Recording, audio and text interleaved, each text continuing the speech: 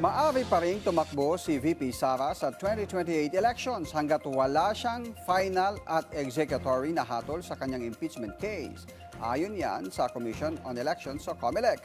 Paliwanag ni COMELEC Chairman George Garcia, magkakabisa lamang ang disqualification kung may final judgment of conviction na at hindi na pwedeng iapila.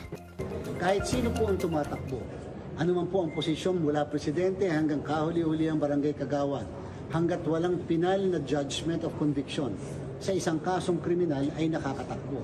Yung ang tinanggal halimbawa ng Kongreso bilang isang kongresista ay pwede makatakbo dahil hindi naman siya criminal case. Binanggit ni Garcia ang Halosos versus Comelec case kung saan pwede pa ring tumakbo ang isang kandidato kahit pa nahatulan ng mababang korte. Nilinaw rin ng Comelec chief na pwede pa rin ang sino man na maghain ng petition for disqualification o cancellation of candidacy laban kay Duterte. Dagdag niya, premature pa ang usaping ito lalo't nagpapatuloy ang impeachment trial.